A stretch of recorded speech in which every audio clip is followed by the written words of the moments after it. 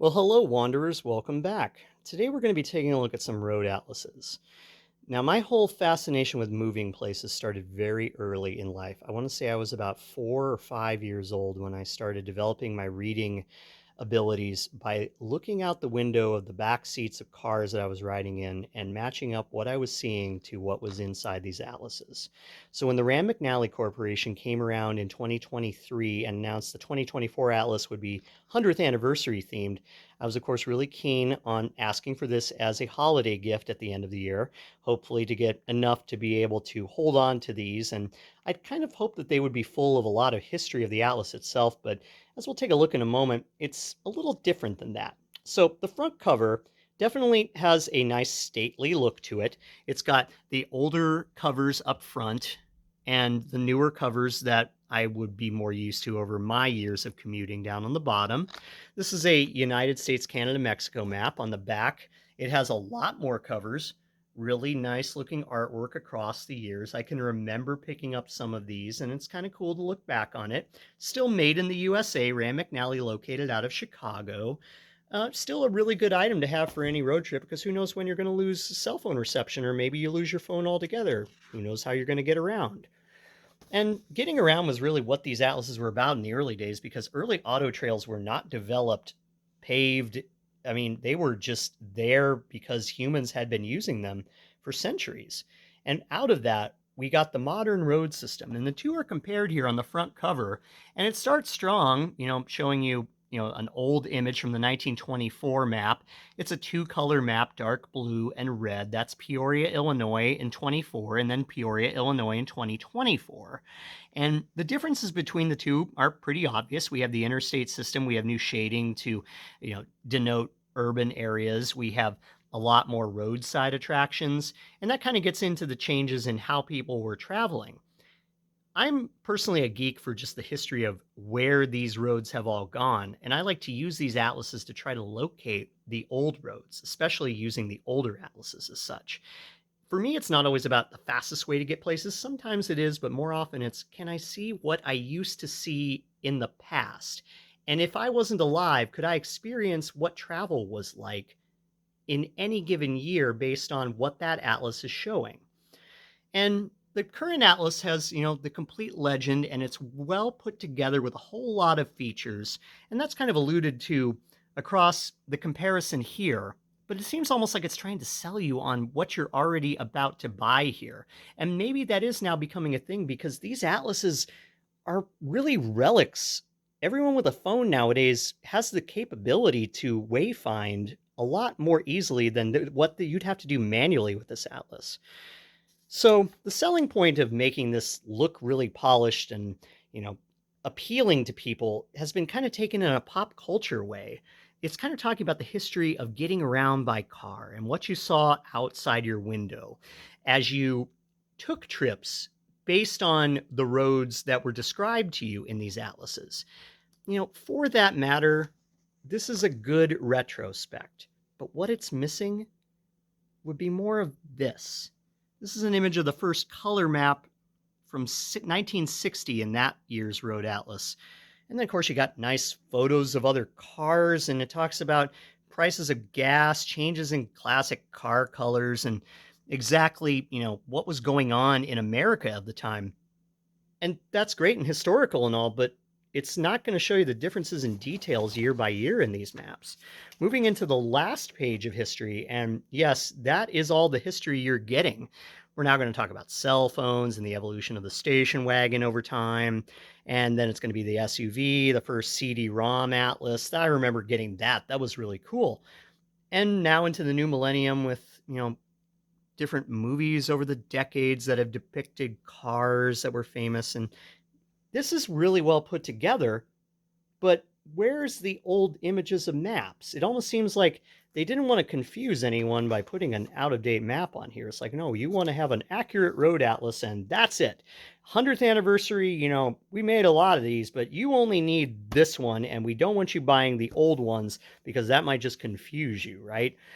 These are really well put together, nice looking maps that definitely serve a purpose for those that want a more utilitarian way of getting around that is just based in something that they can hold in their hands and, trace a route with your finger going here, I-35 in Oklahoma.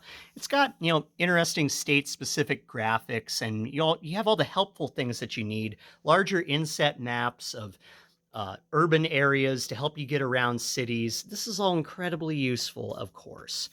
But you get to the back, and yeah, the cover is nice, but that's it. It's a basic atlas, and there's not an enhanced version of this other than the trucker version, which is going to be spiral bound, kind of like this version, which was a 1975 insurance company provided, produced by McNally version.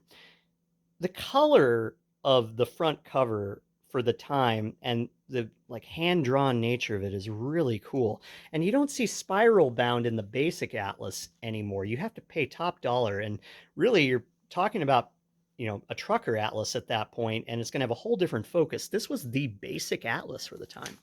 My wife got me this off of eBay. It came out of Iowa, out of Humboldt, Iowa. It was produced for an insurance company, and you see kind of the difference back then. You were getting, information about the gas tax in each state and whether or not you could drive with studded tires. Could you turn right on red? Toll road mileage and cost information. If you just look at the highway system back then, a lot of interstates haven't been built yet. Numbers have been changed around. I mean, there's parts of interstates that aren't even complete yet, especially through the mountainous areas at this time. The maps from the 60s were really the ones that were the really elemental early parts of the interstate system. This one has chunks missing out of almost every national interstate. So to compare this versus the new atlases is really intriguing to me, because then when I'm driving on these roads later, I can kind of get an idea of when people were starting to drive on them. And the historical context of that, I feel, is really important to understanding the history of wherever you go. But when you look at, an atlas like this, it's very informational. It still has a lot of details on it. So the comparison in the front cover of the 100th anniversary edition that's trying to sell you on this as being inferior, I don't buy it a lot, but I am more interested in these atlases just in general. So, I'm already sold. I don't think you're going to find any random person wanting to buy an outdated atlas nowadays, except the people that are really committed to the history of the country. I mean, look at this. You got AM radio stations listed by state, city, and, network affiliation and what they played. I mean, you don't find that in the current one because of how dense the, just number of radio stations has got. Look at this. This was just included in, and it's like off of someone's desk from the city that it was in, along with notes, handwritten, of where they were going, directions. That's just great ephemera. I love it. And then it's got this personalized for the insurance company with location information in various states about if you needed to contact anyone for help, you could. And then, of course, traffic sign information. And look at that, hand signals. You can still use those. I've avoided getting pulled over before when my signals weren't working. So, it's a nice presentation. Not to say that the 100th anniversary isn't, but it's just a little more substantial. Now, about 3 years later, in 78, you have this version. This is another gas station provided co-op elevator company version. This one is out of Waukee and Redfield, Iowa. Again, my family's from Iowa, so we get down there and I find these in antique stores. The cover has great patina, and this image, wow, I think it's better now that the cover is cracked, because it just adds to the history of it. And compare that with what's presented as a historical document here. I think there's a huge difference here. And truthfully, yeah, nobody wants an out-of-date atlas. But when you hold this and you kind of get an idea that it's got effects of people, like, where they've gone, they've marked it up. I still love to do this nowadays. It's worn.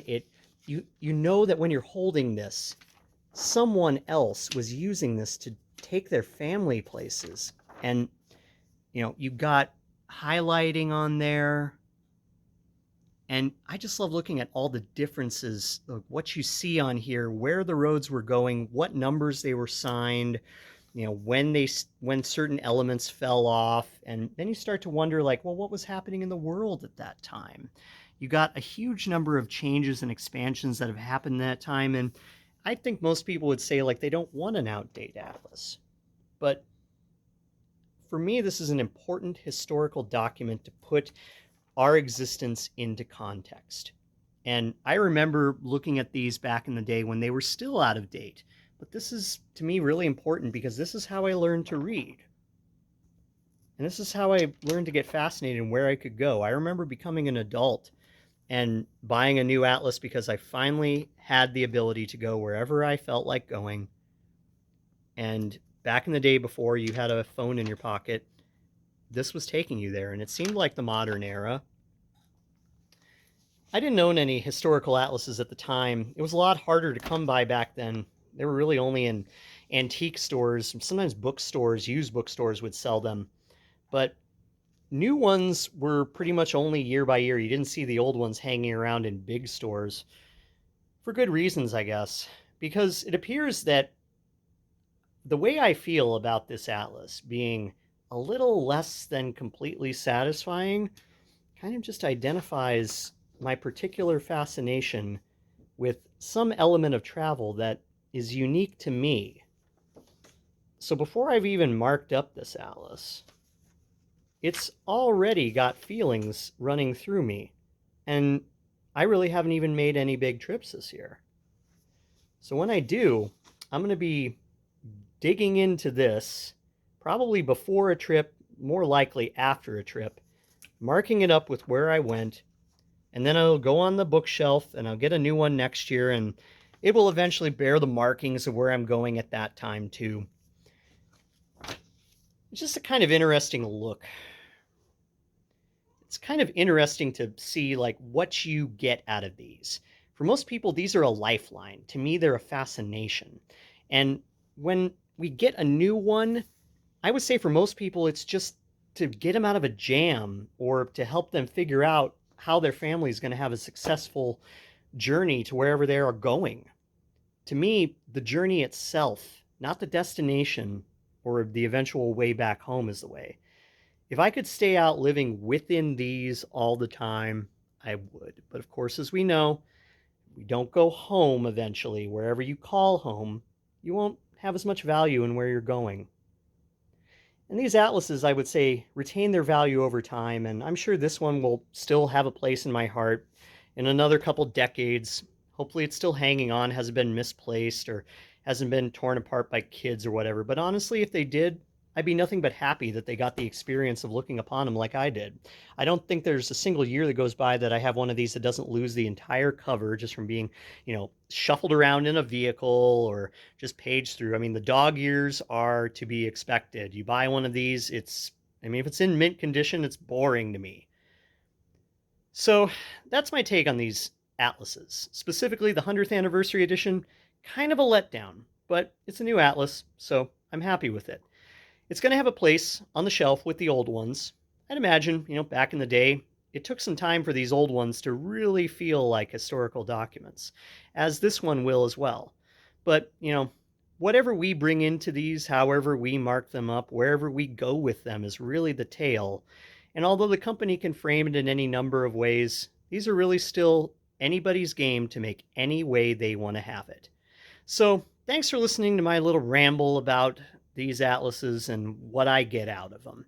If you got an idea of what you feel about any of these, or any particular memories you have of being on the road or growing up with a map in your hand, leave a comment down below, like, share, subscribe. I don't do other social media, so I can't be posting a lot of pictures of these, but as my collection expands, if I find anything in these that seems interesting, I'll make sure to let you all know. In any case, thanks for watching today, and I look forward to going down the road with you wherever we go in whichever time period. Thanks. Have a great one.